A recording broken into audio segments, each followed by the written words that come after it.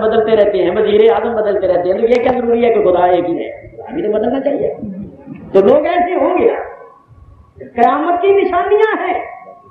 حضور نے فرمایا کہ جو صحیح معنوں میں عالم ہوں گے ان کو لوگ ذلیل کریں گے, اور جو جاہل ہوں گے ان کو علماء کی مسندوں پر بٹھائیں گے.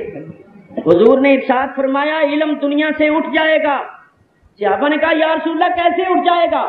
فرمایا علماء اٹھ جائیں گے تو علم بھی اٹھ جائے گا, کیونکہ علم تو علماء کے ساتھ ہوتا ہے. علم کوئی ایسی چیز تو نہیں ہے نا جیسے دکان میں کسی نے چنے کی دال کی بوری بھر کے رکھی ہوئی ہے یا مسور کی دال کی بوری رکھی ہوئی ہے, آپ 2-4 سیٹ لے آئے, 10 سیٹ لے آئے, 20 سیٹ لے آئے. علم کوئی بوریوں میں بھر کے تھوڑا رکھا ہوا ہے کہ آپ جائیں اور کسی سے قیمتاً خرید کے لے آئے کہ بھائی 10 سیٹ علم دے دو یا 20 سیٹ علم دے دو. علم تو عالم کے ساتھ ہوتا ہے. جب عالم ہی نہیں رہے گا تو علم کدھر رہے گا؟ تو علماء کو تو لوگ اب اس طرح چھوڑ جائیں گے, اور اب ایسے ہی مولوی آئیں گے جو خود بھی گمراہ ہوں گے اور دوسروں کو بھی گمراہ کریں گے. اللہ تعالیٰ سنا ہے اس مولوی نے تقریر کرتے ہوئے یہ بھی کہا کہ مجھے بھی نہیں پتا کہ قیامت کے دن میرا حشر کیا ہو. یہ لوگوں نے میرے پاس رک کے نہیں دیا. حضور علیہ السلام کے بارے میں کہا کہ حضور نے فرمایا میں بھی نہیں جانتا کہ قیامت کے دن میرے ساتھ کیا سلوک ہے. جو نبی کریم پر سلام بھیجنے والے ہوتے فرمایا سیاحین فی الارض, ان فرشتوں کا کام یہ ہے کہ زمین میں سیر و سیاحت کرتی ہے. اور کن کو ڈھونڈتی ہے؟ ساری روئے زمین پھرتی, اور ڈھونڈتے ان کو ہیں جو حضور پر سلام بھیجنے والے ہیں. جہاں کہیں سلام پڑھتے ہیں لوگ وہیں کھڑے ہو جاتے ہیں اور ان کا سلام لے کر پھر حضور کی بارگاہ میں جاتے ہیں. یا رسول اللہ ہم سیر کرتے کرتے حیدرآباد چلے گئے. جب پکے قلعے کے اوپر گئے تو پکے قلعے کی پہلی گلی میں یا رسول اللہ آپ کا میلاد شریف ہو رہا تھا. محبت والوں نے مجلس کو بڑا سجایا ہوا تھا. اپنی نیند کو چھوڑ کر گرم زمین پر دریوں پر بیٹھ کے سخت فرش پر بیٹھ کے یا رسول اللہ آپ کا ذکر سن رہے, جھوم رہے, نثار ہو رہے, قربان ہو رہے. چہروں گفتگی تھی, دل پھول کی طرح اندر سے کھلے ہوئے تھے. آپ کا نام سن رہے تھے, آپ کا ذکر سن رہے تھے, بڑے شاد آباد ہو رہے تھے. اور پھر اس کے بعد دست بستہ کھڑے ہو کر تعظیماً احتراماً انہوں نے آپ کی بارگاہ میں یہ سلام کا ہدیہ پیش کیا. تو رحمتوں کی بارش شروع ہوئی.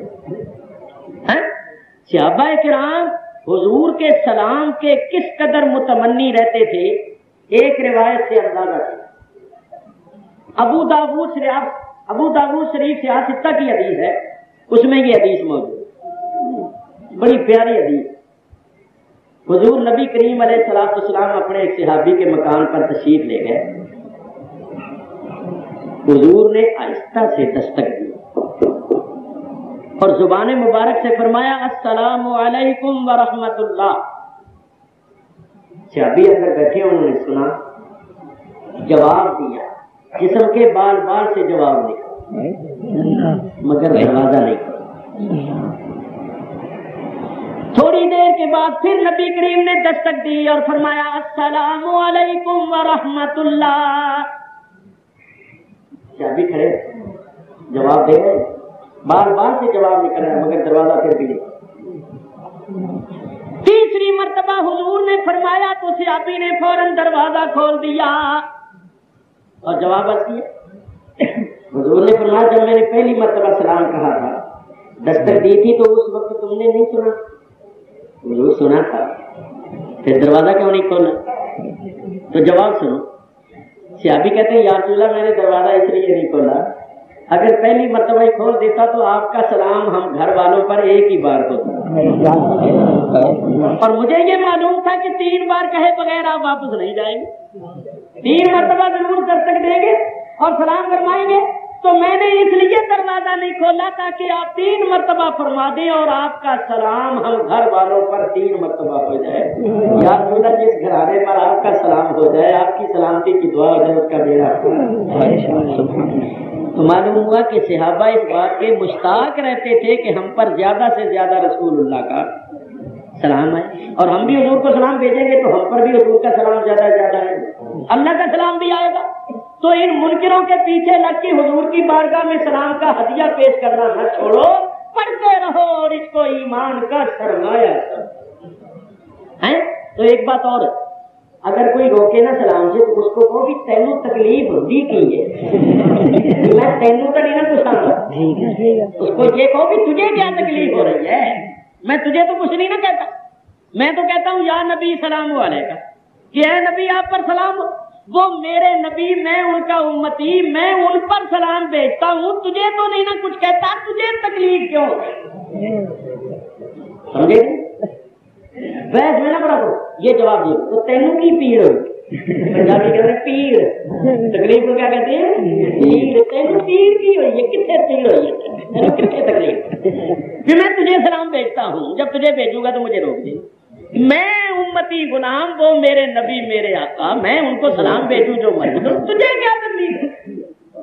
بحث مباحثے میں مت پڑ، سلام نہ چھوڑنا، بس جہاں سلام پڑھو برکتیں ہی کرتے. سلام شروع کیا نہیں اور یہ بھاگے، تو ان کو بتانے کا بڑا شاندار طریقہ، جہاں گڑبڑ ہو جائے شروع ہو جائے کرو یا نبی سلام. تو میرے دوستوں بزرگوں بات دور چلی جائے گی. جو اصل بات کرنی تھی وہ یہ دیکھو، میں نے بتانا یہ تھا کہ اللہ نے اپنی خاص عبادت نماز کے اندر سلام رکھا کہ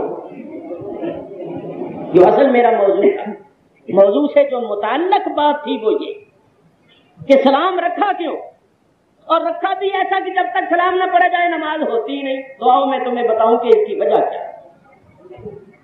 بندہ جب اللہ کے حضور کھڑے ہو کر بڑی عاجزی سے، نیاز مندی سے، کئی بندے ہیں کھڑے، میں نے ایک آدمی کو دیکھا گھوم کھڑا، ایک کو میں نے دیکھا گھوم کھڑا، ٹانگیں نیچے سے چوڑی کی ہوئی ہیں اور ہم ٹھوک کے اس طرح کھڑے ہوتے ہیں رب کے سامنے جیسے کشتی لڑنی ہو. بھائی نماز پڑھنے آئے ہو، اس کے حضور عاجزی کرنے آئے ہو کہ اکڑنے آئے ہو؟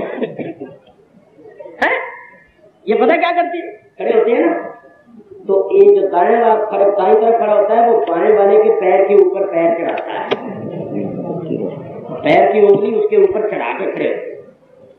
یہ نہیں کہ پیر کے ساتھ پیر ملا کے یا درمیان میں کوئی ایک دو انگلی کا فاصلہ، نہیں، دوسرے کے پیر کے اوپر پیر چڑھا کے کھڑے ہوتے. کیوں؟ کہتے ہیں اگر درمیان میں کوئی جگہ چھوڑ دی جائے، پیر کے اوپر پیر نہ چڑھایا جائے تو شیطان گزر جاتا ہے. تو اگر ٹانگ سے ٹانگ ملا کے اور دوسرے کے پیر کے اوپر پیر چڑھا کے کھڑا ہوا جائے تو پھر شیطان نہیں گزرتا، اس کا رستہ بند ہو جائے. تو میں نے ایک سے کہا کہ تم نے شیطان کو اتنا ہی بیوقوف سمجھ رکھا ہے، وہ اتنا ہی بیوقوف جائے، اس کو یہ نہیں پتا بھی ادھر اتنی ٹانگ چوڑی ہوئی، میں ادھر سے گزر جاؤں. سمجھو بات؟ بھائی دو ٹانگیں جوڑ کے جو تم کھڑے ہوئے ہو تو دو ٹانگیں تو تم نے جوڑ لی، تو اگر ادھر سے شیطان کے لیے رستہ نہیں تو اس کو یہ نظر نہیں آ رہا کہ ادھر اتنی ٹانگ چوڑی ہوئی ہے، میں ادھر سے گزروں. اندھا ہے وہ، اس کو نظر نہیں آ رہا کہ ادھر سے تو گزر نہیں سکتا، ادھر سے گزر سکتا، مگر یہ خود چاہتے ہیں کہ وہ ہمارے نیچے سے گزرے، سائڈ سے نہ گزرے. یہ کہتے ہیں اندر سے گزرے، اور آپ جانتے ہیں کہ وہ شیطان ہے، اس نے آرام سے تو گزرنا، شیطان ہے اس نے ضرور شیطانی حرکت کر کے گزر کرنی ہے. تو یہ خود چاہتے ہیں کہ وہ نیچے سے گزرے. توبہ توبہ، تماشا ہے. ایک آدمی نے بڑا شاندار لطیفہ سنایا، وہ بیچارہ انفی سنی تھا، پھنس گیا ان میں، کھڑا ہو گیا. وہ کہنے لگا جب میں کھڑا ہوا تو وہ جو تھا نا میرے دائیں طرف، اس نے میرے پیر کے اوپر پیر چڑھا دیا. وہ کہتا میں نے نیچے سے اپنا پیر کھسکا کے تھوڑا چوڑا دیا، اس نے پھر چڑھا دیا. وہ کہتا وہ چڑھاتا جائے اور میں پیر کھسکا کے کرتا جاؤں یہاں تک کہ میرے پیر آپس میں دونوں مل گئے. پیر دونوں مل گئے تو کہنے لگا نماز تو میری خراب ہو گئی، دھیان ہی ادھر، یہ میرے پیر کے اوپر پیر کیوں چڑھا رہا ہے؟ وہ پیر نکال کے پیر سے پیر جو مل گیا تو اس نے کہا چلو اب نماز تو دوبارہ پڑھنی پڑے گی. وہ شخص میں نے اپنا پیر اٹھا کے تو ایڑی رکھ دی اس کے پیر کی انگلیوں پر اور زور دے کے دو چار مرتبہ جو رگڑا لگایا کہ نماز تو میں نے دوبارہ پڑھنی ہے مگر اس کو تو ذرا پتا چکھا جاؤ. آدمی اچھا وزنی تھا، اس نے ایڑی رکھ کے اس کی پیر کی انگلی پر جو رگڑا چڑھایا نا یوں زور ہے اس کی بھی چیخ نکال. میں نے کہا حضرت یہ کیا تماشا ہے، بعض لوگ گھوم رہے. سنو بات یہ بھی جمرنی آ گئی، اب جو کرنے لگا وہ سنو دیا۔ اللہ نے خاص نماز کے اندر سلام اور درود رکھا، کیوں؟ دھیان کرنا، بندہ جب آجزی کے ساتھ اللہ کے حضور کھڑے ہوتا ہے اور کھڑے ہو کر اس کی تعریف اور ثنا کا سلسلہ شروع کرتا ہے، کہتا ہے سبحانک اللہم و بحمدک و تبارک اسمک و تعالی جدک و لا الہ الا انت۔ پھر تعوذ تسمیہ سورہ فاتحہ پڑھتا ہے، اللہ کی تعریف اور ثنا کرتا ہے، پھر اللہ کے حضور جھکتا ہے اور اللہ کی تسبیح پڑھتا ہے، اس کی بڑائی کا اقرار کرتا ہے، سبحان ربی العظیم۔ پھر ماتھا رگڑتے ہوئے، ناک رگڑتے ہوئے کہتا ہے سبحان ربی الاعلی، پاک ہے میرا رب بہت ہی بلند و برتر۔ اس طرح جب اللہ کی تعریف کرتا ہے نا تو گویا اللہ تعالیٰ ارشاد فرماتا ہے میرے بندے تو یہ تو بتا کہ تجھے مسلمان بنایا کس نے، تیرا تعلق میرے ساتھ جوڑا کس نے، تجھے میری بارگاہ میں پہنچایا کس نے، میری عبادت کا طریقہ سکھایا کس نے ہے، یہ جو کچھ تو پڑھ رہا ہے یہ تجھے پڑھایا کس نے۔ تو اے میرے بندے تجھے مسلمان بنانے والا، تیرا تعلق میرے ساتھ جوڑنے والا، تجھے میری بارگاہ میں پہنچانے والا، میری عبادت کے طریقے اور اذکار سکھانے والا میرا حبیب ہے۔ ذرا غور سے سنو، تو اے میرے بندے، اللہ فرماتا ہے میرے بندے میری جس بارگاہ میں تو عبادت کا ہدیہ لے کر آیا ہے، میری اسی بارگاہ میں میرا وہ حبیب بھی موجود ہے جس نے تجھے یہاں تک پہنچایا۔ تو اے میرے بندے میری بارگاہ میں تو نے عبادت کا ہدیہ پیش کیا ہے، تو میرے حبیب کی بارگاہ میں سلام اور درود کا ہدیہ پیش کر جس کی برکت سے تو یہاں تک پہنچا ہے۔ تو پھر بندہ اللہ کے دربار میں اللہ کے نبی کو حاضر و موجود پاتا ہے۔ غور سے سننا، فَإِنَّهُ لَا يُفَارِقُ حَضْرَةَ اللَّهِ أَبَدًا، نبی کریم علیہ السلام وصل کے اس مقام پر ہیں اور اللہ کے ایسے مقرب ہیں کہ ایک لمحہ کے لیے بھی حضور اللہ کی حضوری سے جدا نہیں۔ اب حضرت صلی اللہ علیہ وسلم واصل بحق ہے، بولو واصل بحق، اللہ سے ایسے واصل ہے، اب ایسے واصل ہیں اور قرب کے اس مقام پر ہیں کہ ایک لمحہ کے لیے بھی اللہ کے دربار سے غیر حاضر اور جدا نہیں ہو۔ تو اللہ فرماتا ہے میرے دربار میں آنے والوں، میری بارگاہ میں عبادت اور بندگی کا ہدیہ پیش کرنے والوں، میرے حبیب کی بارگاہ میں سلام اور درود کا ہدیہ پیش کرو، کیونکہ انہی کی برکت سے تمہیں یہاں تک پہنچنا نصیب ہے۔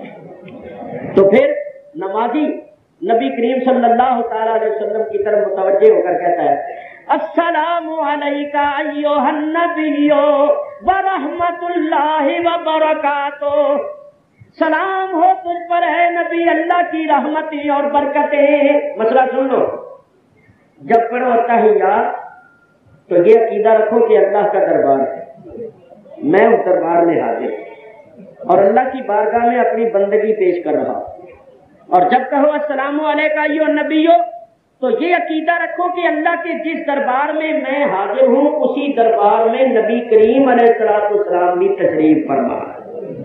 تو پہلے میں نے اللہ کی بارگاہ میں بندگی پیش کی تھی، اب اللہ کے حبیب کی بارگاہ میں سلام اور درود کا ہدیہ پیش کر رہا ہوں۔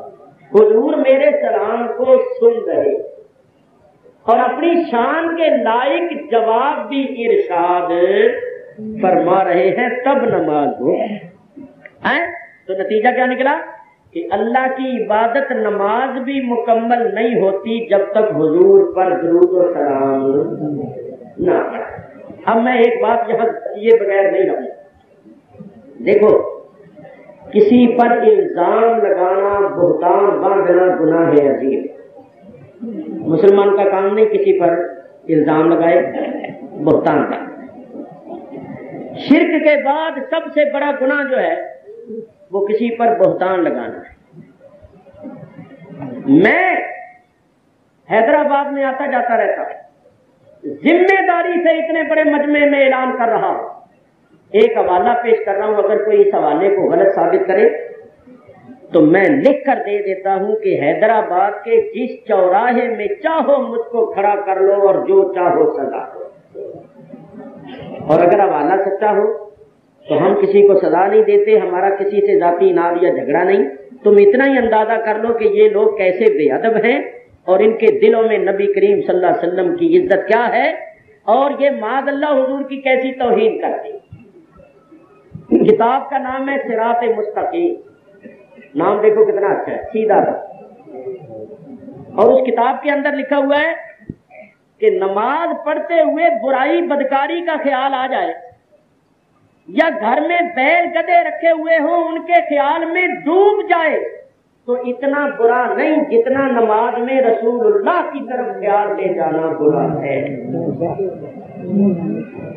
نماز میں حضور کی طرف خیال لے جانا زنا کے خیال سے بھی برا ہے۔ اب ذرا سوچو، خدا کے لیے سوچو کہ اگر نماز میں حضور کا خیال اتنا برا تھا تو اللہ نے نماز پر حضور کو درود رکھا کیوں؟ حضور پر سلام اور درود کیوں رکھا؟ جب السلام علیکم ایھا النبی کہو گے حضور کی طرف خیال نہیں جائے گا؟ اللہم صلی علی محمد پڑھو گے تو حضور کی طرف خیال نہیں جائے گا؟ ارے بلکہ جب کوئی علم والا نماز پڑھے گا اور کہے گا اہدنا الصراط المستقیم صراط الذین انعمت علیہم، تو یہیں سے ہی اس کا خیال جائے گا کہ یا اللہ ان لوگوں کے رستے پر چلا جن پر تو نے انعام کیا، تو اس کے ذہن میں ہوگا کہ کن کن پر اللہ نے انعام کیا ہے، وہ انبیاء ہیں، صدیقین ہیں، شہداء ہیں، صالحین۔ تو یہ ایسی بے ادبیاں گستاخیاں کرتی ہیں، اسی وجہ سے ہمارا ان سے اختلاف ہے اور ہم ان کے پیچھے نماز وغیرہ نہیں پڑھتے، ورنہ ہمیں کسی سے کوئی ذاتی اناد یا جھگڑا نہیں۔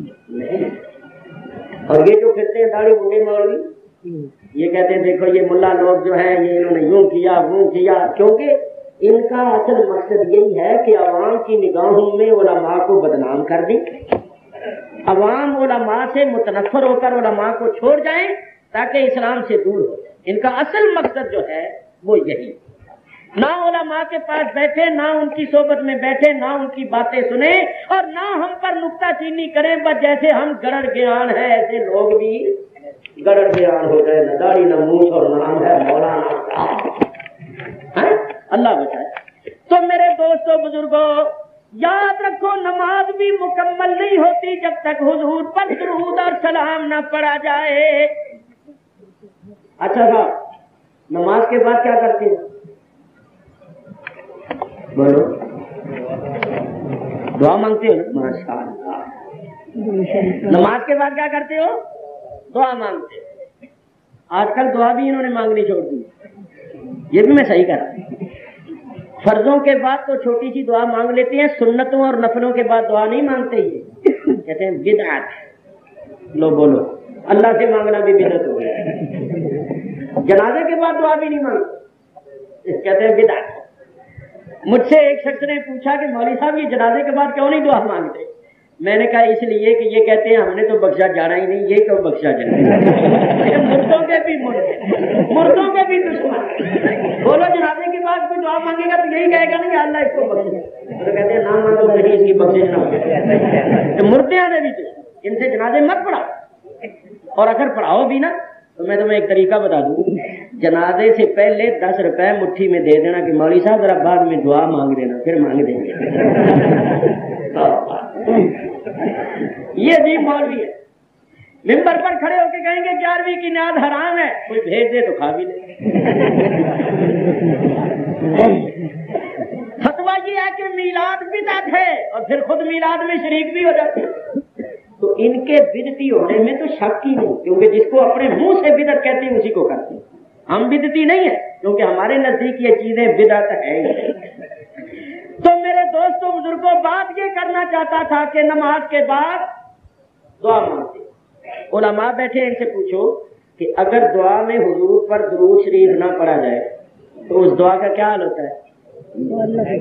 زمین آسمان کے درمیان معلق رہتی، لٹکی رہتی۔ قبول ہونا تو بات کی بات ہے، اللہ کی بارگاہ میں پیش بھی نہیں ہوتی. اللہ فرماتا ہے اس دعا کو دور رکھو، یہ میری بارگاہ میں پیش ہونے کے قابل نہیں، اس لیے کہ اس دعا میں میرے حبیب پر درود و سلام نہیں پڑا. دعائیں بھی قبول ہوئی تو انہی کی برکت. کیا نتیجہ نکلا؟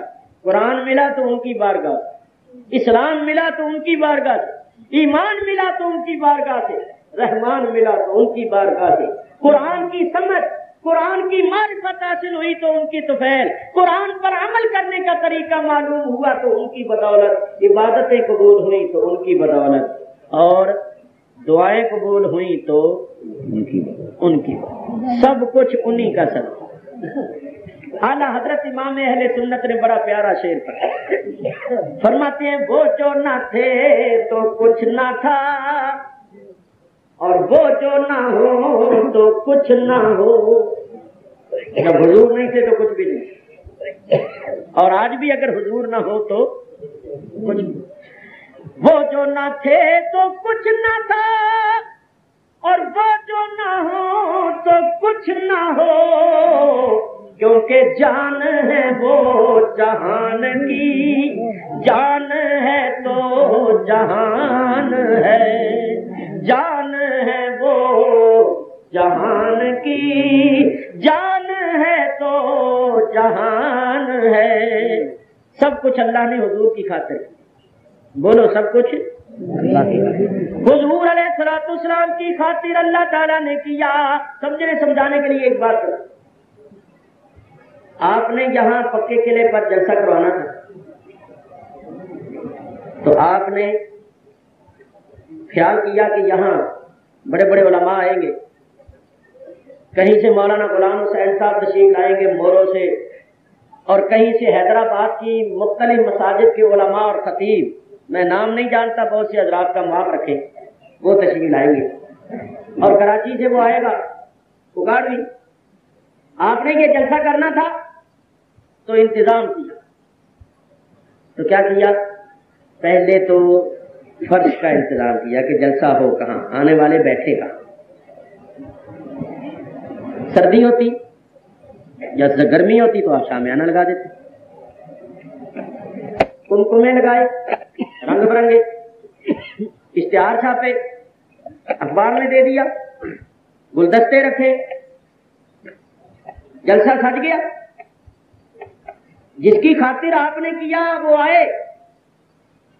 پہلے تو اسٹیج پر کچھ خاموش بیٹھے رہے، پھر تقریر شروع کر دی، اپنا پیغام پہنچانا شروع کر دیا. کسی نے تعارف بھی کرا دیا کہ اب وہ فلانا تقریر کرے گا. ہو رہی ہے تقریر. جب تقریر ختم ہو جائے گی، میں آیا، جس کام کے لیے میں آیا تھا وہ کام میں نے کر دیا، اب میں چلا جاؤں گا. بولو یہ زمین کی دریاں بچھی رہیں گی؟ شامیانہ لگا رہے گا، کمکمے اسی طرح جگمگ جگمگ کرتے رہیں گے، گلدستے پڑے رہیں گے، اسٹیج لگا رہے گا. ختم. سب کچھ آپ اٹھا دیں گے، دریا سمیٹ دیں گے، شامیانہ لپیٹ دیں گے، سب کچھ ختم کر دیں گے کہ بھئی جس کی خاطر کیا تھا وہ آیا، اپنا کام کر کے چلا گیا. جب وہ نہیں رہا تو اب ان چیزوں کی کیا ضرورت ہے؟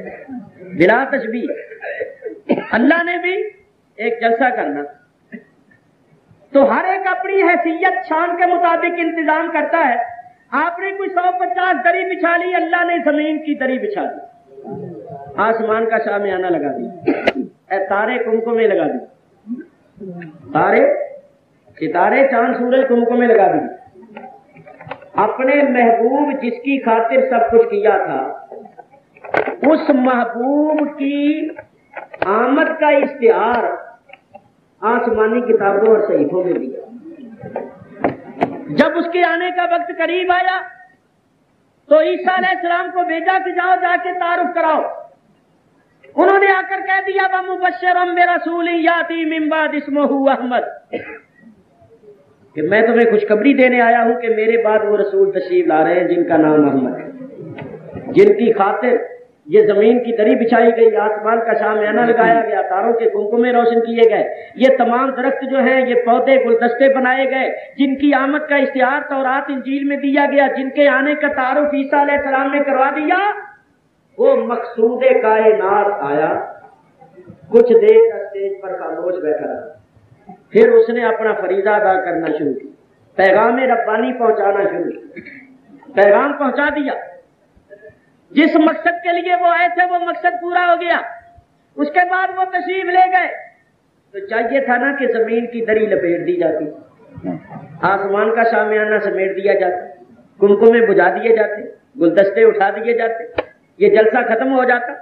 تو جب یہ جلسہ موجود ہے، زمین کی دری بچھی ہوئی ہے، آسمان کا شامیانہ لگا ہوا ہے، کمکمے جگمگ جگمگ کر رہے ہیں اور دنیا کا جلسہ موجود ہے، تو ثابت ہوا کہ جس کی خاطر یہ جلسہ کیا گیا ہے وہ بھی موجود ہے۔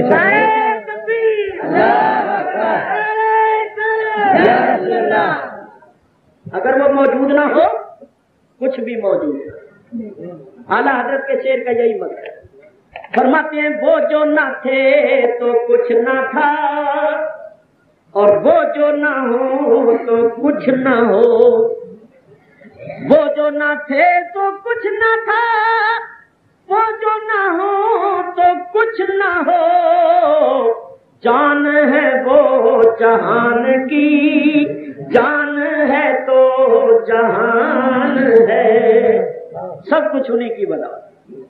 اچھا اب ایک بات اور سنو پھر گفتگو ختم کرو، ادھر دھیان کرو میرے بزرگوں اور دوستوں۔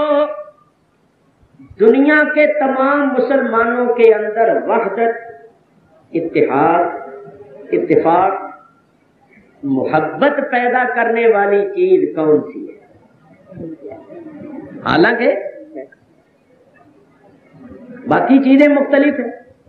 مثلا بعض ملکوں کے لوگ ایسے ہیں کہ ان کا رنگ بالکل کالا، جیسے حبشی، سوڈانی، افریقی مسلمان۔ بعض ملکوں کے مسلمان ہیں ان کا رنگ بالکل سرخ ہے، جیسے مغرب وغیرہ کے لوگ، مصر کے لوگ، شام کے لوگ سرخ و سفید رنگ۔ بعض لوگوں کا رنگ گندمی، بعض ملکوں کے لوگ رلے ملے، کالے بھی، سفید بھی، گندمی بھی، رنگ بھی مختلف، لباس بھی مختلف، عربوں کا لباس مختلف، اسی طرح شامیوں کا، مصریوں کا کچھ عربوں سے مختلف، اسی طرح افغانستان والوں کا ان سے مختلف، پاکستان والوں کا ان سے مختلف، ترک والوں کا ان سے مختلف، اور انڈونیشیا، ملائیشیا مختلف۔ مثلا انڈونیشیا، ملائیشیا میں چادریں باندھتے ہیں لوگ، قمیض نیچے اور دھوتی اوپر۔ ہم لوگ شلوار پہنتے ہیں مگر شلوار نیچے اور اوپر۔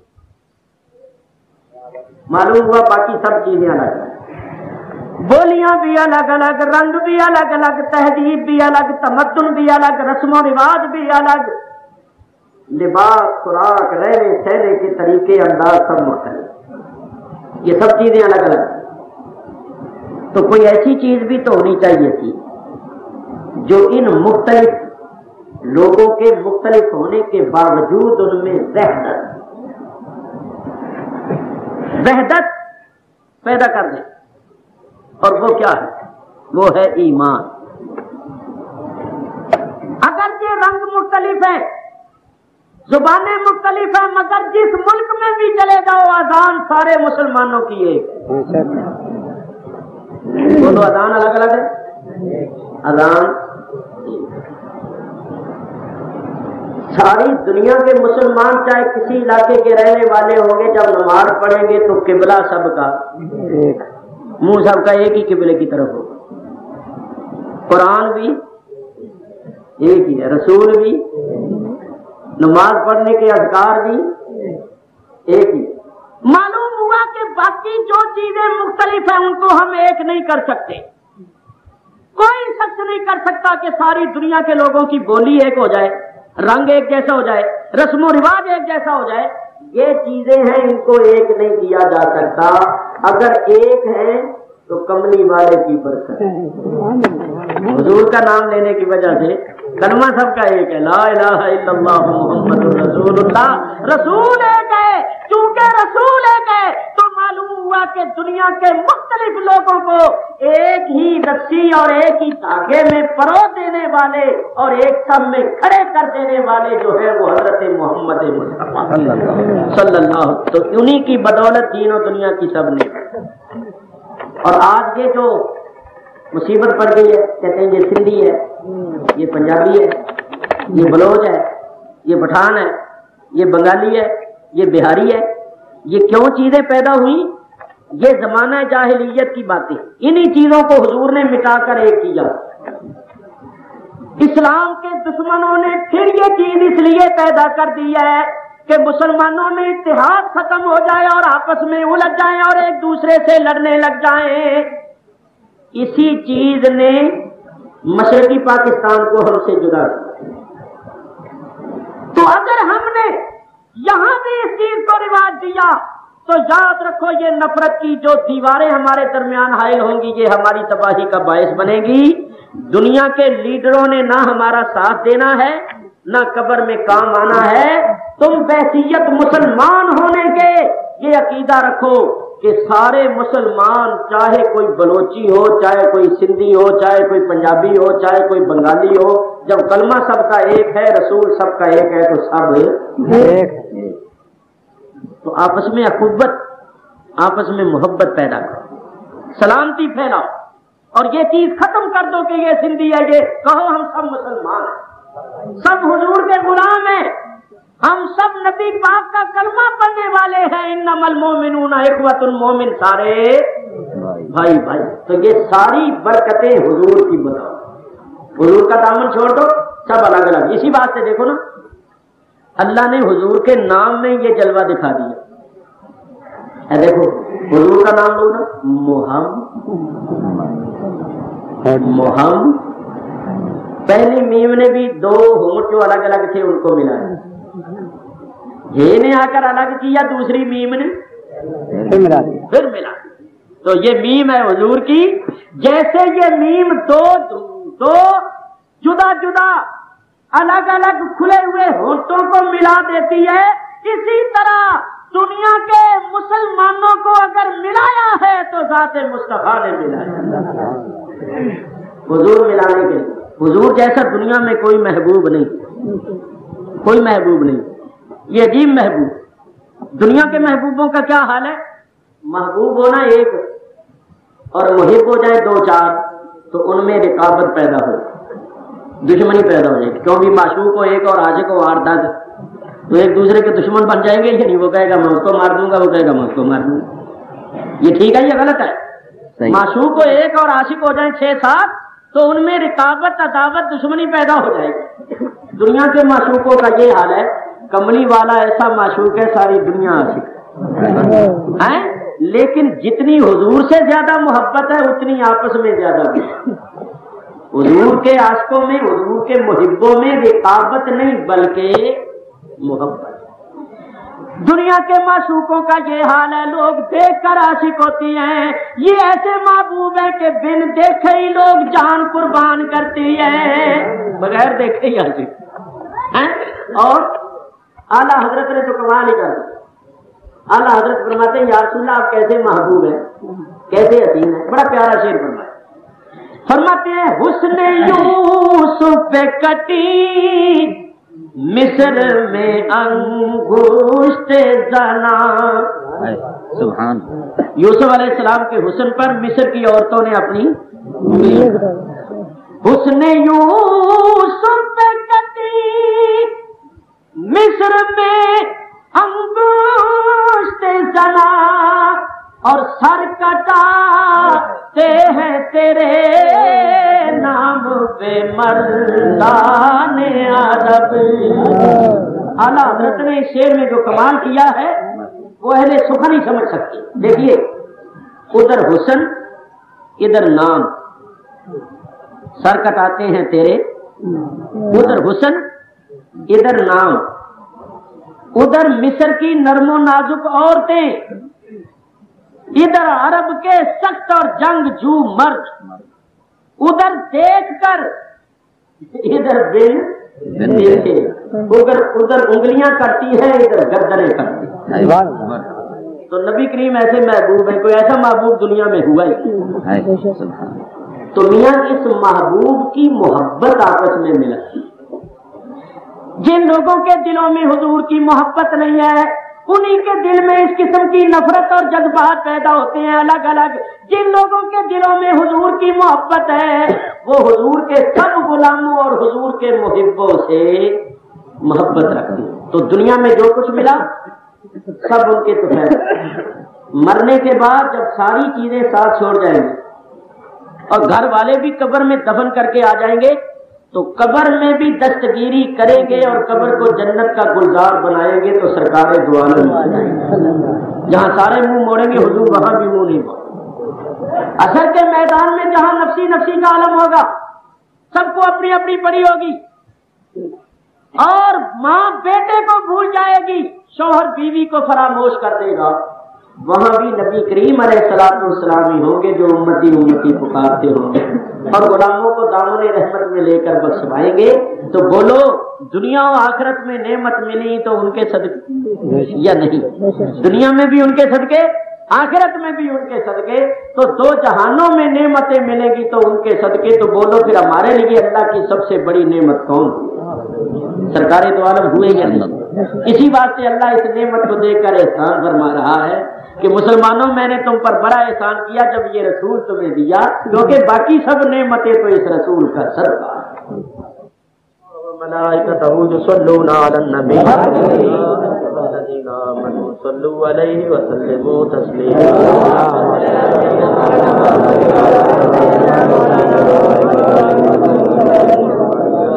سبحان ربک رب العزة عما یصفون وسلام علی المرسلین۔ کبھی نہ ہوا مگر لفظ ایک ہی ہے، الفاظ ایک ہی، تو معلوم ہوا کہ محض الفاظ کے بولنے سے برابری یا شرک لازم نہیں آتا۔ اور سنیں اللہ تعالیٰ نے اپنی شان میں ارشاد فرمایا ان اللہ بالناس لرؤوف الرحیم، بے شک اللہ تعالیٰ لوگوں پر رؤوف بھی ہے اور رحیم بھی ہے۔ معلوم ہوا کہ اللہ رؤوف بھی ہے اور اللہ رحیم بھی ہے، اور یہی الفاظ اللہ نے حضور کی شان میں فرمائے۔ اللہ تعالیٰ ارشاد فرماتا ہے لقد جاءکم رسول من انفسکم عزیز علیہ ما عنتم حریص علیکم بالمؤمنین رؤوف الرحیم۔ تو الفاظ رؤوف الرحیم ایک، مگر حقیقت میں بے انتہا فرق۔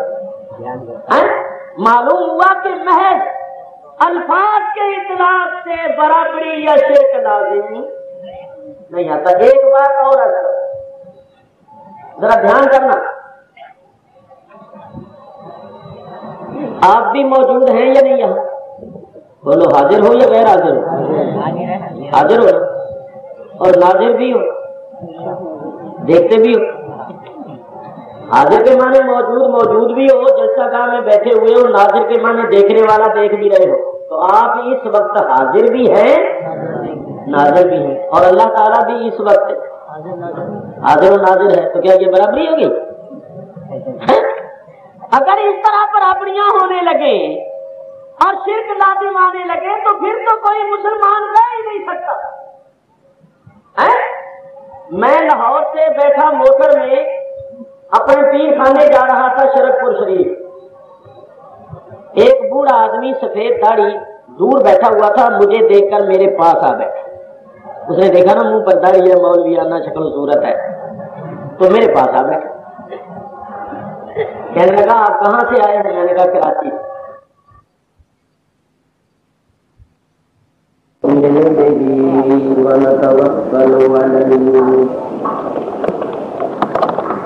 ونعوذ بالله من شرور أنفسنا ومن سيئات أعمالنا، من يهده الله فلا مضل له ومن يضلل فلا هادي له۔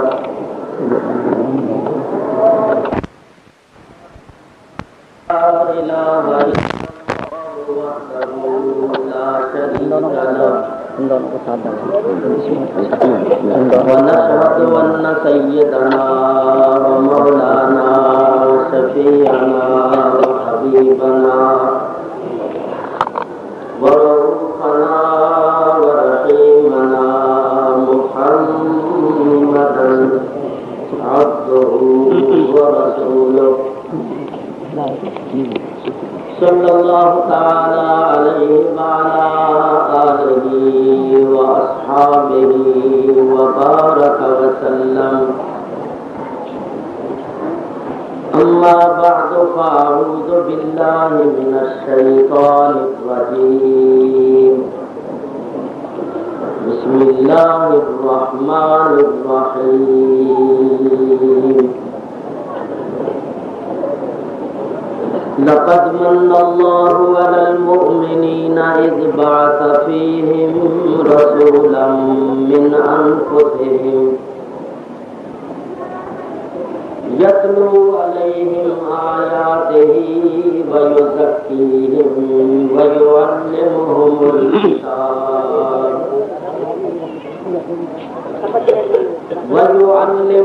الكتاب والحكمة وإن كانوا من قبل لفي ضلال مبين. صدق الله العلي العظيم. روسی پڑھیے. اللهم صل على سيدنا وعلى آل سيدنا ومولانا محمد وأصحاب سيدنا ومولانا محمد وبارك وسلم. الصلاة والسلام عليك يا رسول الله.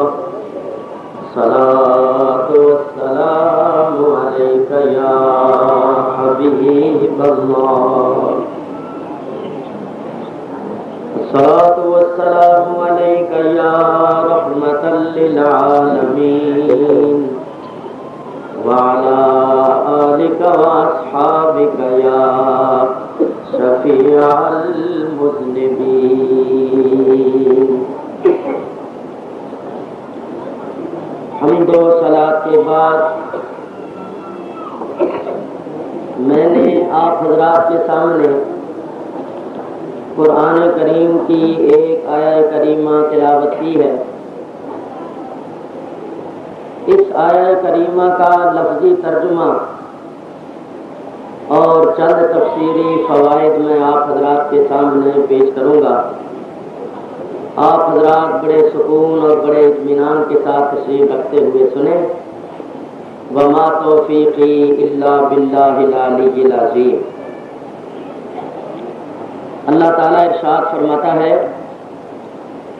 لقد من اللہ علی المؤمنین. البتہ تحقیق احسان فرمایا اللہ تعالیٰ نے مومنوں پر.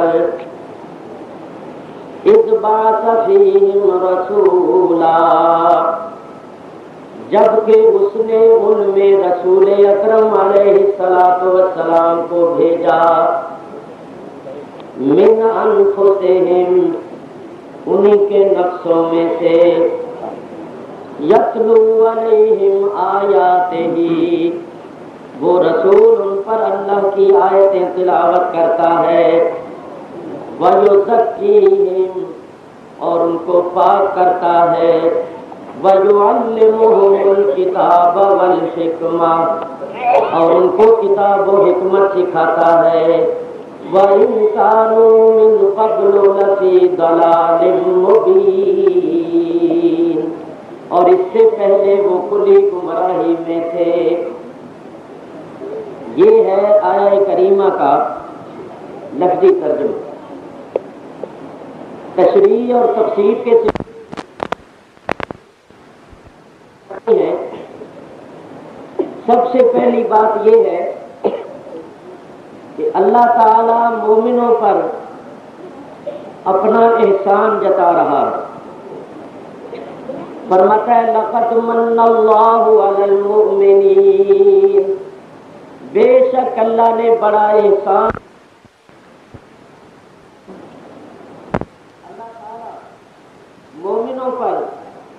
اپنا احسان جتا رہا ہے۔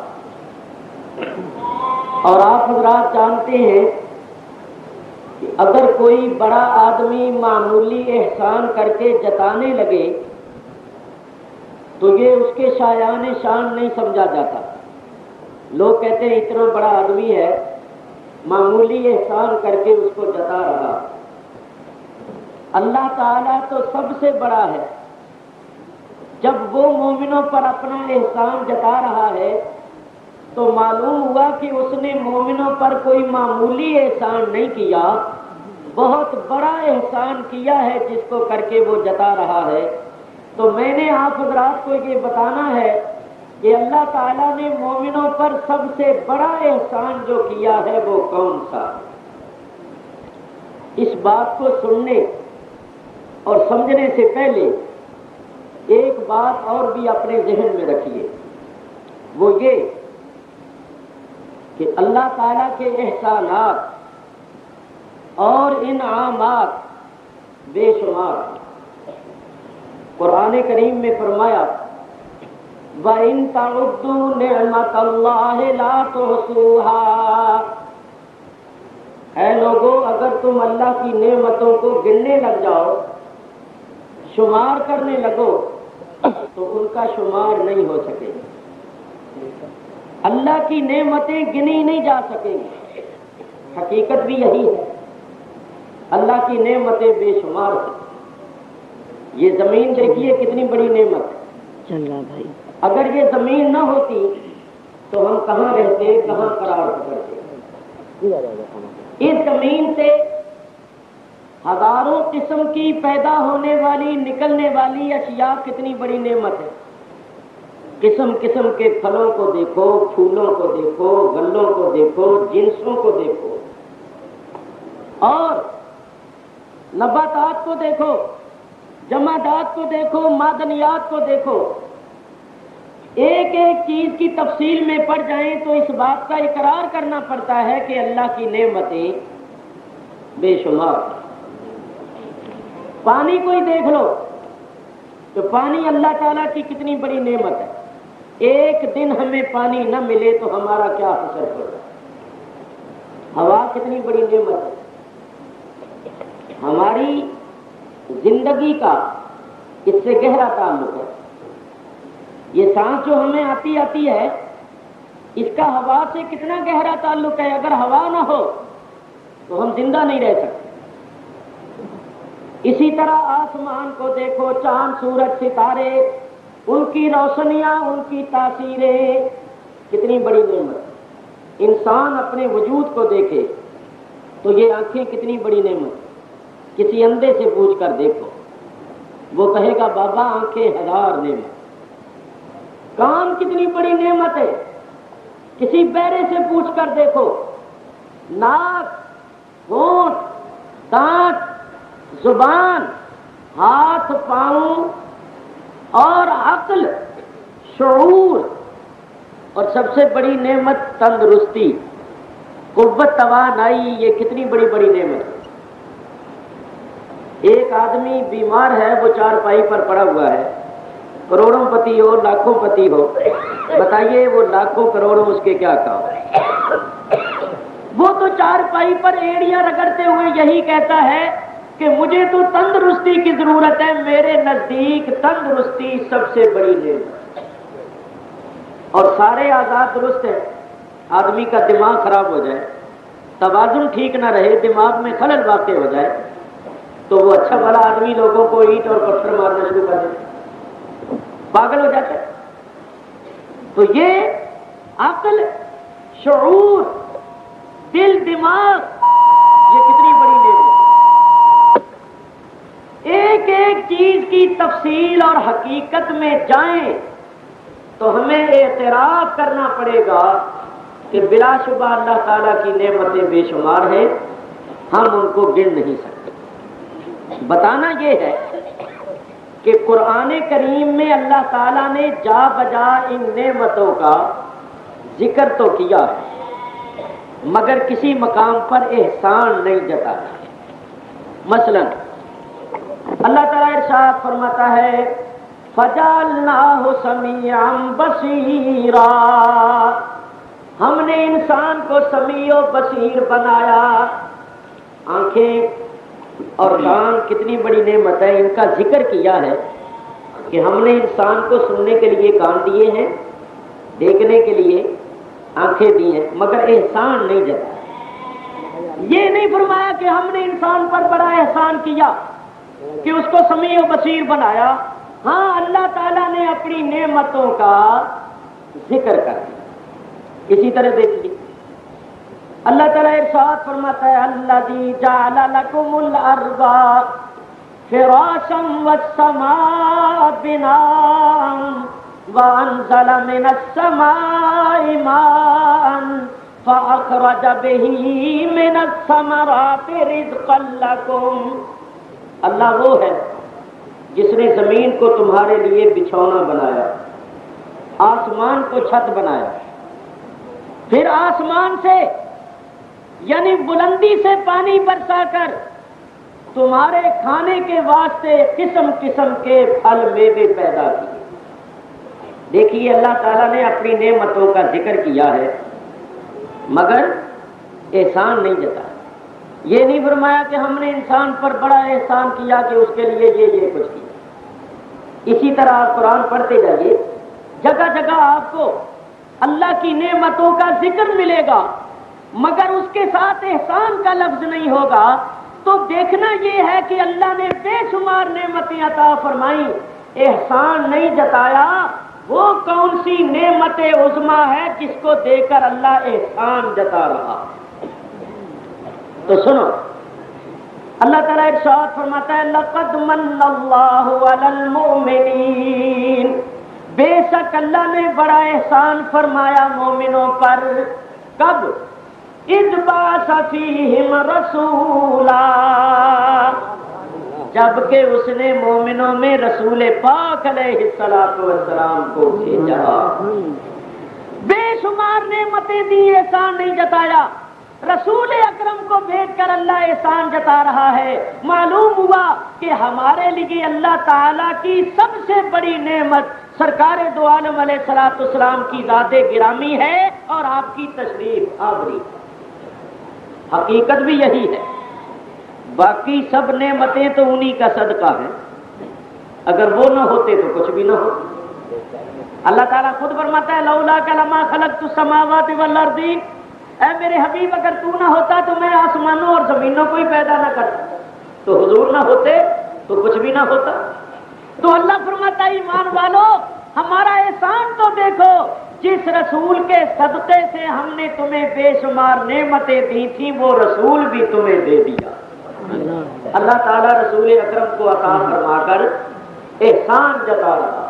ایک بات اور عرض کروں، کوئی اپنا محبوب نہیں دیا کرتا، محبوب کا صدقہ دے دے گا، محبوب کی خیر خیرات دے دے گا، کوئی اپنا محبوب نہیں دیا کرتا۔ اللہ فرماتا ہے ایمان والو میرا احسان تو دیکھو، میں نے تمہیں اپنا محبوب دے دیا۔ اللہ تعالیٰ اپنا محبوب عطا فرما کر احسان فرماتا ہے لقد من اللہ علی المؤمنین اذ بعث فیہم رسولا، بے شک اللہ تعالیٰ نے بڑا احسان فرمایا مومنوں پر جبکہ اس نے مومنوں میں رسول اکرم علیہ الصلوۃ والسلام کو بھیجا۔ تو یاد رکھو ہمارے لیے اللہ تعالیٰ کی سب سے بڑی نعمت حضور علیہ الصلوۃ والسلام کی ذات گرامی ہے اور حضور کی تشریف آوری۔ یہاں میں ایک بات کروں،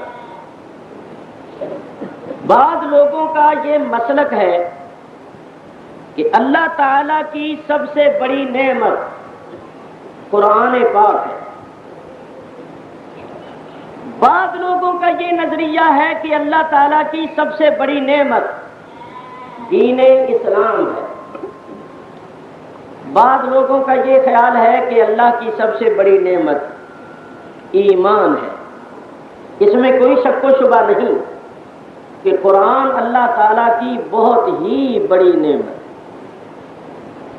یہ بھی حق ہے کہ دین اسلام اللہ تعالیٰ کی بہت بڑی نعمت، اور یہ بھی درست ہے کہ ایمان بہت بڑی نعمت ہے، بہت بڑی دولت ہے، مگر میں آپ حضرات سے پوچھتا ہوں، یہ بتائیے قرآن جو اللہ تعالیٰ کی بہت بڑی نعمت ہے، یہ قرآن ہمیں براہ راست ملا ہے یا حضور کی بارگاہ سے؟ قرآن اللہ نے ہمیں براہ راست دیا ہے؟ قرآن اللہ نے اپنے حبیب پر اتارا، ہمیں ملا تو حبیب کی بارگاہ سے ملا۔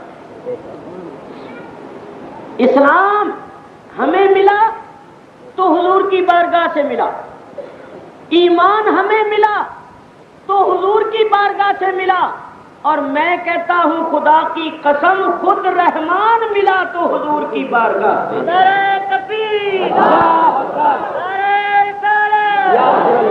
دیکھو قرآن ہمیں براہ راست نہیں ملا، اللہ نے قرآن اتارا اپنے حبیب پر، ہمیں قرآن ملا تو حبیب کی بارگاہ سے، اسلام ملا تو حبیب کی بارگاہ سے۔ کیسے؟ اسلام کیا ہے؟ جو کچھ نبی کریم علیہ الصلوۃ والسلام نے فرما دیا وہ اسلام ہے، جو کر کے دکھا دیا وہ اسلام ہے۔ گویا اسلام نام ہے حضور کی گفتار اور حضور کے کردار، حضور کی باتوں اور حضور کی اداؤں کا نام اسلام ہے۔ تو ظاہر ہے کہ حضور کی باتیں اور حضور کی ادائیں حضور سے ہی ملی، تو اسلام ملا تو ان کی بارگاہ سے، ایمان ملا تو ان کی بارگاہ سے۔ اس کی میں قدر وضاحت کرتا ہوں۔ بتائیے آپ سب حضرات اللہ پر ایمان رکھتے ہیں یا نہیں رکھتے؟ ایمان کیا ہے؟ مثلا کوئی آپ سے پوچھے کہ مومن صاحب یہ بتائیے ایمان کس کو کہتے ہیں، ایمان کی تعریف کیا ہے، تو آپ کیا بتائیں گے؟ پڑھے لکھے حضرات جانتے ہیں، میں بتاتا ہوں تاکہ بچے جو بیٹھے ہوئے ہیں اور جو نہیں جانتے وہ بھی جانیں۔ ایمان کی بہت ہی موٹی اور آسان تعریف کروں گا، آپ یاد کر لیں۔ ایمان نام ہے تصدیق قلبی اور اقرار لسانی کا، دل سے تصدیق کرنا، زبان سے اقرار کرنا، یہ ایمان ہے۔ چنانچہ ایمان کی صفتوں میں آپ پڑھتے ہیں نا، اقرار باللسان وتصدیق بالقلب، زبان سے اقرار ہے، دل سے تصدیق۔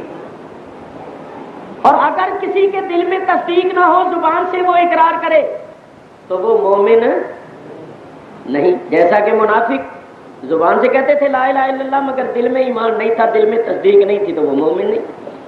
تو اصل میں ایمان نام ہے تصدیق کا، دل سے تصدیق کرنا اور زبان سے اس کا اقرار کرنا۔ مثلا ہم اللہ پر ایمان رکھتے ہیں، کیا مطلب؟ کہ ہم اس بات کی دل سے تصدیق کرتے ہیں کہ وہ ذات جیسی بھی ہے اپنی صفتوں اور اپنے ناموں کے ساتھ برحق، اور زبان سے اس کا اقرار بھی کرتے ہیں۔ ہم پہلے نبیوں پر ایمان رکھتے ہیں، کیا مطلب؟ کہ ہم دل سے اس بات کی تصدیق کرتے ہیں اور زبان سے اقرار کرتے ہیں کہ وہ نبی جن کو اللہ نے بھیجا تھا وہ سب سچے تھے، برحق تھے، اللہ تعالیٰ کے بھیجے ہوئے۔ علی ھذا القیاس ایمان نام ہے تصدیق قلب، دل سے تصدیق کر۔ لو بتاؤ تصدیق پہلے ہوتی ہے یا علم پہلے ہوتا ہے؟ علم پہلے ہوتا ہے۔ جب تک کسی چیز کا علم نہ ہو تصدیق نہیں ہو سکتی۔ مثلا کوئی شخص کسی عالم کسی مفتی کے پاس آ جائے اور آ کر کہے کہ حضرت وہ ذرا تصدیق فرما دیجیے، تو وہ مفتی صاحب کہیں بھائی کس بات کی تصدیق؟ تو وہ سائل کہے گی بات تو کوئی نہیں، بس تصدیق کر دو۔ تو بولو مفتی صاحب تصدیق کریں گے؟ کہیں گے جب بات ہی کوئی نہیں تو میں تصدیق کس کی کروں؟ بھائی پہلے بات کرو، وہ بات میرے علم میں آئے گی، اگر تصدیق کے قابل ہوگی تو میں تصدیق کر دوں گا۔ کسی مجسٹریٹ کے پاس، کسی جج کے پاس کوئی عدالت میں چلا جائے اور سلام کر کے کہے جناب ذرا تصدیق فرما دے، وہ کہیں کس بات کی تصدیق؟ تو وہ سائل کہے جی بات تو مت پوچھو، بس تصدیق کر دو۔ تو بچے بھی سمجھ سکتے ہیں کہ تصدیق کے لیے علم کا ہونا ضروری ہے۔ بڑی موٹی سی بات ہے کہ جس چیز کا انسان کو علم ہی نہیں ہوگا اس کا وہ مصدق کیسے ہوگا، اس کی تصدیق کیسے کرے؟ تو تصدیق کے لیے علم کا ہونا ضروری ہے۔ آپ نے جو اللہ کی تصدیق کی کہ اللہ ہے، تو سوال یہ ہے کہ آپ کو اللہ کا علم کیسے ہوا، آپ نے اللہ کو جانا کیسے؟ اور اگر آپ اللہ کو جانتے ہی نہیں تو جس کو آپ جانتے نہیں اس کی آپ تصدیق کیسے کر رہے ہیں؟ تو بتائیے آپ نے اللہ کو کیسے جانا؟ اگر آپ کہیں کہ صاحب ہم نے اللہ کو اپنی عقل سے جانا، تو سبحان اللہ ماشاءاللہ آپ تو بڑے عقل والے ہو گئے۔ اور یہ جو ہندو، سکھ، انگریز، بڑے بڑے ڈاکٹر اور فلاسفر اور بڑے بڑے سائنسدان اور بڑی بڑی عجیب و غریب چیزوں کے موجد جو تھے، جو کافر ہیں، ان کو اللہ نے عقل نہیں دی، وہ بیوقوف ہیں۔ ارے یہ ایسی ایسی چیزیں ایجاد کر رہے ہیں کہ میری اور آپ کی عقلیں حیران ہیں۔ چاند پر پہنچنے اور اس میں آبادی کرنے کی کوشش کر رہے ہیں، مگر اللہ کے وجود کا ہی منکر ہے۔ بڑی موٹی سی بات کرتا ہوں کہ اگر عقل خدا کی معرفت اور اگر اللہ کے علم کا ذریعہ ہوتی تو دنیا میں کوئی اللہ کا منکر اور کافر نہ ہوتا، کیونکہ عقل تو اللہ نے ہر انسان کو عطا فرمائی۔ تو بتائیے آپ نے اللہ کو کیسے جانا؟ عقل خدا کی معرفت اور خدا کی پہچان کا ذریعہ نہیں۔ شاید آپ یہ کہیں کہ صاحب ہم نے اللہ تعالیٰ کو اپنے حواس سے پہچانا، تو یہ 5 حواس جو ہے یہ بھی اللہ کے علم اور اللہ کی معرفت کا ذریعہ نہیں۔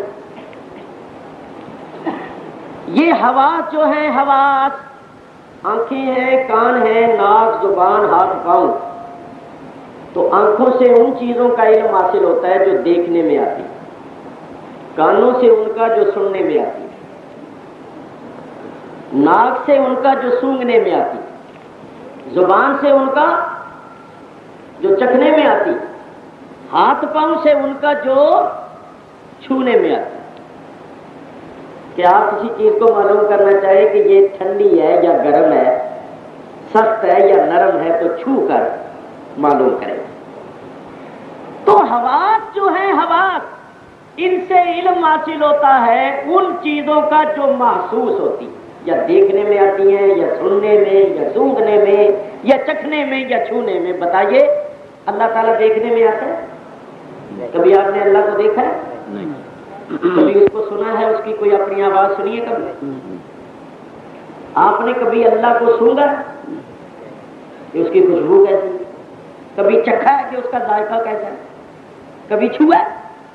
نہیں۔ تو یہ ہمارے حواس عاجز ہیں، ان کی رسائی محسوسات تک اللہ تعالیٰ محسوسات سے بلند۔ تو جب عقل اور حواس کی اللہ تک رسائی ہی نہیں تو یہ اللہ کی معرفت اور اللہ کے علم کا ذریعہ کیسے بن سکتی؟ اور پھر وہی بات، اگر حواس اللہ کے علم اور اللہ کی معرفت کا ذریعہ ہوتے تو دنیا میں کوئی کافر نہ رہتا، کیونکہ حواس تو اللہ نے سب کو عطا فرمائے۔ تو پھر بتائیے آپ نے اللہ کو جانا کیسے؟ آپ کے پاس تو یہی 2 ہی چیزیں ہیں، یا حواس ہے یا عقل، اور یہ دونوں عاجز۔ تو آپ نے خدا کو کیسے جانا؟ تو آؤ میں آپ کو بتاؤں۔ خدا کی قسم، ہم نے خدا تعالیٰ کو جانا تو نہ اپنی عقل سے جانا، نہ اپنے حواس سے جانا، بلکہ مصطفیٰ کے بتانے سے جانا۔ بے شک شاید کسی کو یہ شبہ ہو کہ جی ہم نے اللہ کو قرآن سے جانا، قرآن سے ہمیں معلوم ہوا کہ اللہ ہے، قرآن سے ہمیں معلوم ہوا کہ پہلے نبی ہیں۔ تو میں کہوں گا کہ قرآن کے قرآن ہونے کا علم آپ کو کیسے ہوا؟ کہ قرآن اللہ کی کتاب ہے، اس کا علم کیسے ہے؟ تو لے دے کر بات حضور پر آ جائے گی۔ قرآن کے قرآن ہونے کا پتہ بھی حضور کے ذریعے سے چلا۔ تو میرے دوستوں، بزرگوں، نتیجہ یہ نکلا، ہم نے خدا کو جانا، خدا کو پہچانا، خدا کو مانا تو مصطفیٰ کی بدولت۔ تو قرآن ملا ان کی بارگاہ، اسلام ملا ان کی بارگاہ سے، ایمان ملا ان کی بارگاہ سے، اور خود رحمان ملا تو ان کی بارگاہ ہمارے پیر و مرشد قطب ربانی شیر یزدانی حضرت میاں شیر محمد صاحب شرف پوری رحمت اللہ تعالی علیہ کبھی کبھی ذوق شوق کے عالم میں یہ شعر پڑھا کرتے، فرماتے تھے خدا کس کو کہتے تھے کیا جانتے تھے، خدا کس کو کہتے تھے کیا جانتے تھے، وہ تیری زبان سے سنا ہے محمد صلی اللہ علیہ وسلم۔ یار سنا ہم نے تو آپ کی زبان سے سنا۔ اور اعلیٰ حضرت امام اہل سنت مولانا شاہ احمد رضا فاضل بریلوی رحمت اللہ علیہ فرماتے ہیں فیض پہنچا رضا احمد پاک سے، فیض پہنچا رضا احمد پاک سے، ورنہ تم کیا سمجھتے خدا کون ہے۔ یہ سب حضور کا ہے۔ اور قربان جائیے امام ربانی امام مجدد الفسانی حضرت شیخ احمد فاروقی سرہندی رضی اللہ تعالیٰ عنہ فرماتے ہیں من پرستم عز و جل را کہ رب محمد صلی اللہ علیہ وسلم۔ مجدد صاحب فرماتے ہیں میں اللہ کی پوجا و پرستش اس لیے کرتا ہوں کہ وہ محمد مصطفیٰ کا رب ہے۔ تو میرے دوستو حضور تشریف نہ لاتے تو ہم اللہ کو نہیں پہچان سکتے، اللہ کو نہیں جان سکتے۔ اب ذرا غور کرنا، بعض لوگ بڑی توحید کرتے پھرتے ہیں، ہم اہل توحید ہیں، ہم توحید پھیلاتے ہیں، شرک مٹاتے ہیں، اور ہم سنیوں کو وہ کیا کہتے ہیں مشرک اور بدعتی۔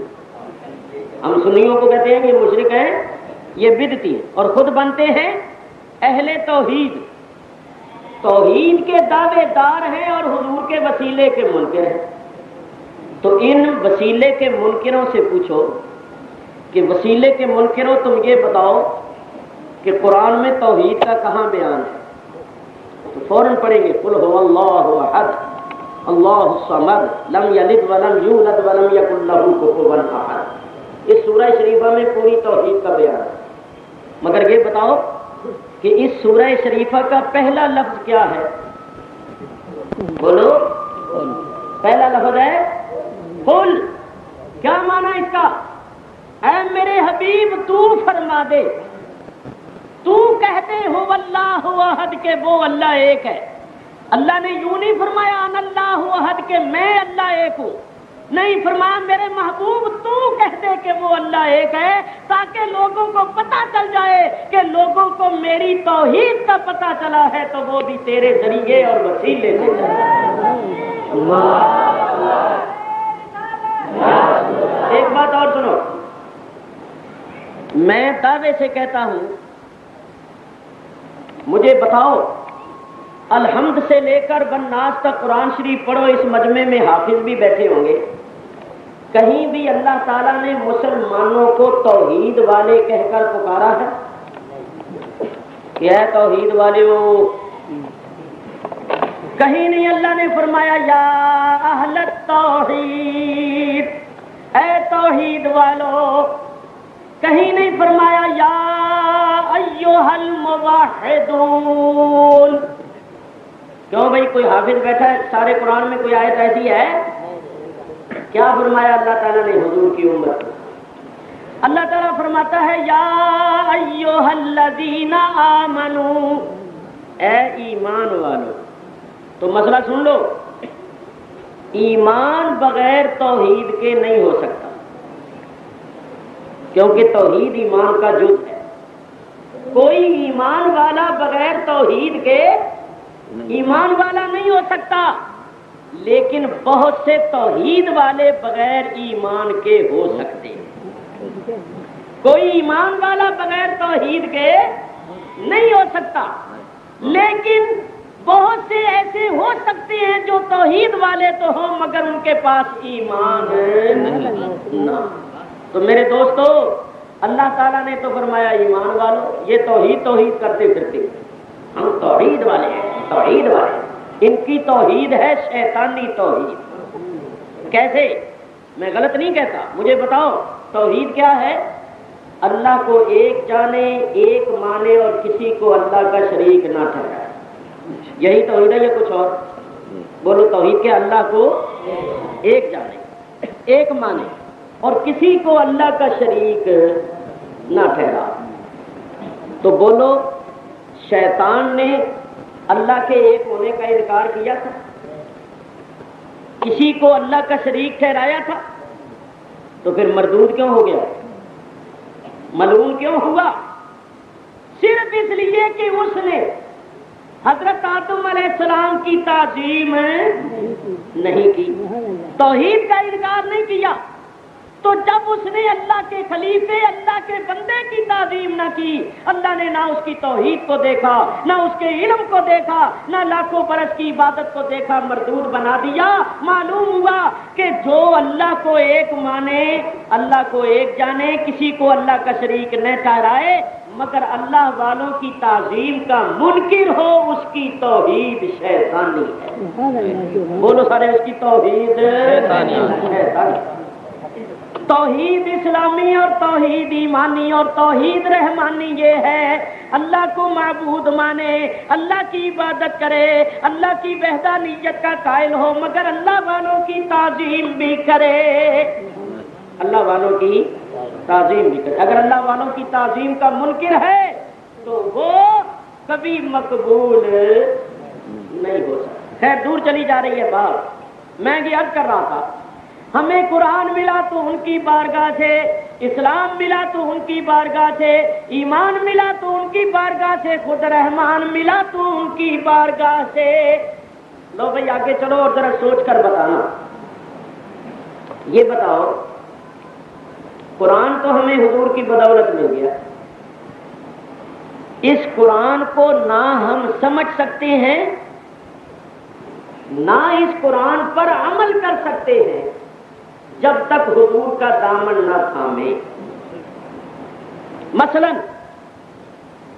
اللہ تعالیٰ قرآن میں ارشاد فرماتا ہے اقیموا الصلاۃ وآتوا الزکاۃ، نماز قائم رکھو اور زکوٰۃ دو. یہ اللہ نے حکم دے. نماز کس طرح قائم رکھیں؟ دن میں کتنی مرتبہ پڑھیں؟ اول وقت کون سا ہے؟ آخر وقت کون سا ہے؟ اوسط وقت کون سا ہے؟ افضل کون سا ہے؟ مکروہ کون سا ہے؟ فجر میں کتنی رکعتیں پڑھیں؟ ظہر میں کتنی؟ عصر میں کتنی؟ مغرب عشاء میں کتنی؟ کھڑے کس طرح ہوں اور کھڑے ہو کر کیا پڑھیں؟ رکوع کس طرح کریں اور رکوع میں کیا پڑھیں؟ سجدہ کس طرح کریں؟ سجدے میں کیا پڑھیں؟ قعدہ کس طرح کریں اور قعدے میں کیا پڑھیں؟ نماز پڑھتے ہوئے دائیں بائیں دیکھ لیں یا نہیں؟ کچھ کھا پی لیں یا نہیں؟ کسی سے بات چیت کر لیں یا نہیں؟ یہ تفصیل بولو ہمیں قرآن میں ملتی ہے؟ اسی طرح زکوٰۃ کا مسئلہ لے لیں. نماز تو دن میں 5 مرتبہ پڑھنی ہے، زکوٰۃ کتنی مرتبہ دینی ہے؟ دن میں دینی ہے، ہفتے میں، مہینے میں، 3 مہینے میں، 6 مہینے میں، سال میں. کس چیز پر زکوٰۃ ہے، کس چیز پر نہیں ہے؟ اسی طرح تو یہ بھی مسئلہ ایک سمجھ، یہ بڑی عجیب بات ہے کہ نماز ہوتی ہے اور نماز کے بعد بندہ سلام پڑھے تو مشرک ہی ہو جائے. یہ مسئلہ پتہ نہیں کہاں سے نکلا. جو لوگ کہتے ہیں سلام پڑھنا شرک ہے، ان سے پوچھو کہ اگر حضور پر سلام پڑھنا شرک ہے تو کیا نماز میں 5 وقت شرک ہوتا ہے؟ اللہ نے شرک کا حکم دیا کہ جب تک حضور پر سلام نہ پڑھے نماز ہوتی ہی نہیں. تو یاد رکھو سلام پڑھنا ہرگز شرک نہیں. دیکھو جو نماز میں سلام پڑھا جاتا ہے اس کے الفاظ بھی وہی ہے جو اس سلام کے. مثلا یہ جو سلام ہم پڑھیں گے جلسے کے بعد، یا نبی سلام علیہ، کیا معنی اس کا؟ اے نبی آپ پر سلام. اور نماز میں کیا پڑھتی؟ السلام علیکہ ایھا النبی، سلام ہو آپ پر اے نبی. ایھا النبی اصل میں ہے یا ایھا النبی. یا حرف ندا یہاں معذوف ہے تو الفاظ بھی وہی، معنی بھی وہی. تو یہ بڑی عجیب بات ہے کہ نماز کے اندر تو سلام پڑھنا واجب ہو اور نماز کے باہر شرک. یہ مسئلہ پتہ نہیں نکلا کہاں سے ہے. تو میرے دوستو سلام پڑھنا ہرگز شرک نہیں ہے. سلام تو اللہ کے حکم کی تعمیل ہے. اللہ فرماتا ہے یا ایھا الذین آمنوا صلوا علیہ وسلموا تسلیما. صلی اللہ علیہ یا رسول اللہ وسلم علیک وعلی آلک واصحابک یا حبیب اللہ. اللہ فرماتا ہے میرے حبیب پر صلوات بھی بھیجو اور سلام بھی بھیجو. سلام بھیجو. سلام بھیجنا اس میں ایک نقطہ دیکھو. صلو امر کا صیغہ یعنی صلات بھیجو علیہ نبی کریم علیہ السلام. وسلموا یہ بھی امر کا صیغہ اور سلام بھیجو. معنی یہ ہے کہ نبی کریم پر صلات بھی بھیجو اور سلام بھی بھیجو. بات ذرا دھیان سے سنو. صلو کا حکم دے کے تسلیتاً نہیں فرمایا، لیکن وسلموا کا حکم دے کر فرمایا تسلیما. اور یہ تسلیم جو ہے یہ مصدر مفعول مطلق ہے. تو اللہ نے صلات کا حکم دے کے مصدر مفعول مطلق بیان نہیں کیا، سلام کا حکم دے کے مصدر مفعول مطلق بیان کیا. اور مصدر مفعول مطلق اگر امر کے بعد لایا جائے تو اس کی اصل غرض تاکید ہوتی ہے. تو نتیجہ یہ نکلا کہ درود کا حکم دے کے اللہ نے تاکید کا کلمہ نہیں فرمایا، سلام کا حکم دے کے تاکید کا کلمہ فرمایا. ایمان والو میرے محبوب پر درود بھی بھیجنا مگر سلام ضرور بھیجنا. تاکید کرتے ہیں کہ سلام ضرور بھیجنا. کیوں؟ اللہ جانتا تھا کہ درود سے تو نہیں روکیں گے، سلام سے روکیں گے. اللہ جانتا تھا کہ سلام سے روکنے والے پیدا ہوں گے، اس واسطے سلام کا تاکیدی حکم دیا کہ درود بھی بھیجنا مگر سلام ضرور بھیجنا کہ منکر بھی پیدا ہوں گے. ارے تکبیر! سب ایک بات سنو. جو سلام بیچتا ہے اس کو کیا ملتا ہے؟ حضور فرماتے ہیں جو مجھ پر ایک مرتبہ سلام بھیجتا ہے میں اور میرا رب اور میرے رب کے فرشتے اس کو 10 مرتبہ سلام کا جواب دیتے ہیں. جو حضور پر ایک مرتبہ سلام بھیجے اس پر اللہ کا 10 مرتبہ سلام آتا ہے، 10 مرتبہ نبی کریم کا سلام آتا ہے، 10 مرتبہ فرشتوں کا سلام آتا ہے. اور جو سلام پڑھنے سے روکے اس پر کیا آتا ہے یہ قیامت کے دن پتہ کر لینا یا ابھی کسی مولوی سے بعد میں پوچھ. یہ سلام پڑھنے سے روکتے، نیکی سے روکتے ہیں. جب بات کریں گے سلام نہ پڑھو، ختم درود نہ پڑھو، نظر نیاز نہ کرو، یہ نہ کرو، نیکیوں سے روکتے ہیں. اتنی برائیاں ہو رہی ہیں ان کے خلاف نہیں بول رہی. میرے بزرگوں دوستو چوری ہو رہی ہے، زنا ہو رہے ہیں، شراب خوری، جوا بازی، اتنی بدکاریاں برائیاں ہو رہی ہیں ان کے خلاف ان کی زبان نہیں کھلتی. اور زبان کھلتی ہے تو ان نیکیوں کے بارے میں درود نہ کرو، سلام نہ کرو، میلاد نہ کرو، یہ نہ کرو. اور آئندہ دیکھنا آئندہ مولوی بھی ایسے ہی پیدا ہوں گے. اب مولوی ابھی سے شروع ہو گئے، داڑھی مجھ منڈی ہوئی، نہ داڑھی نہ مجھ. اب مولوی اس قسم کے پیدا ہو، چمچے قسم کے جی حضور کے. کیونکہ جب تک کوئی جی حضوریہ نہ بنے ان کو تو پھر وہ موقع نہیں نہ ملتا. اور دنیا یہ دیکھتی ہے کہ فلانا ٹیلی ویژن میں آتا ہے، بس سمجھ لیا مولوی. علماء سے پوچھو کہ جن کی داڑھی نہیں، جن کی مونچھ نہیں، جو خود شریعت پر عمل نہیں کرتے، وہ دوسروں کے رہنما اور ہادی کیسے بن سکتے ہیں؟ یہ میرے ہاتھ میں رکا ہے، کسی شخص نے بھیجا ہے کہ چند روز پہلے یہاں حیدرآباد میں ایک مولوی صاحب آئے کراچی سے، نام نہیں میں لیتا. یہ لکھا ہے کہ ان سے پوچھا گیا کہ مولوی صاحب آپ داڑھی کیوں نہیں رکھتے؟ جب آپ عالم میں تقریر کرتے ہیں تو آپ داڑھی کیوں نہیں رکھتے؟ داڑھی رکھنا حضور کی سنت ہے. تو انہوں نے کہا کہ میں داڑھی اس لیے نہیں رکھتا کہ بہت سے داڑھیوں والے برے کام کرتے. یہ جواب دیا. اچھا ذرا سننا, اگر اس واسطے داڑھی نہیں رکھنی چاہیے کہ بہت سے داڑھیوں والے برا کام کرتے ہیں, تو پھر تو اسلام بھی قبول نہیں کرنا چاہیے, کیونکہ بہت سے اسلام والے بھی برے کام کرتے ہیں. بولو بھائی, جس نے داڑھی رکھی ہو اس کو کیا کہتی ہے؟ اہل ریش, اہل داڑھی. اور جو مسلمان اسلام قبول کرتے ہیں ان کو کہتے ہیں اہل اسلام. تو اگر اہل ریش برائیاں کرتے ہیں بقول ان کے, تو اہل اسلام برائیاں نہیں کرتے. تو اگر داڑھی اس لیے نہیں رکھنی چاہیے کہ اہل ریش برائیاں کرتے ہیں, تو پھر تو اسلام کو بھی نہیں قبول کرنا چاہیے, کیونکہ اہل اسلام بھی تو برائیاں کرتے ہیں. کوئی مولوی ہوتا آگے سے تو ان کو جواب دیتا کہ صاحب پھر آپ اسلام کو بھی چھوڑ دیجیے, کیونکہ اہل اسلام بھی بہت برائیاں کرتے ہیں. اور پھر ان کو یہ بھی کہنا چاہیے کہ صاحب آپ ٹی وی پر کیوں آتے ہیں؟ ٹی وی پر بھی تو بہت سی برائیاں ہوتی ہیں. جہاں ٹی وی پر بہت برائیاں ہوتی ہیں وہاں آپ کیوں آتے ہیں؟ تو ہوش آ جاتی. تو اصل میں بات یہ ہے کہ لوگوں نے بنا لیا مذاق. تقریر شروع کی, نہ کوئی خطبہ, نہ کوئی الحمد, نہ بسم اللہ, نہ الحمدللہ. حالانکہ سنت یہ ہے کہ جب تقریر کرو تو پہلے خطبہ مسنونہ اللہ کی حمد و ثنا کرو, نبی کریم پر درود و سلام بھیجو, اور پھر اعوذ باللہ پڑھو, بسم اللہ پڑھو, قرآن کی آیت پڑھو, کوئی حدیث پڑھو اور آگے تشریح کرو. بعد میں نہ دعا نہ سلام.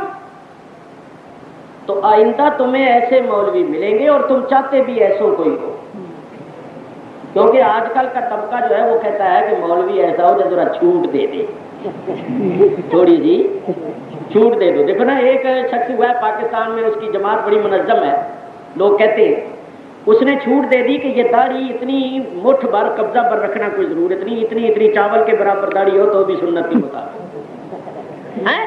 تو اب جو بڑی داڑھی نہیں رکھنا چاہتے, چاول برابر داڑھی رکھنا چاہتے ہیں, کا ایمان سے دین کو سمجھائے تو اس نے کیونکہ چھوٹ جو ہے. اب اس مولوی نے چھوٹ دے دی کہ انگریزی بال رکھ لو, ٹیڑھی مانگ رکھ لو, اس میں کوئی حرج کی بات نہیں, لباس جیسا چاہو پہنو, کوئی بات نہیں. اصل اسلام کو نہیں سمجھ.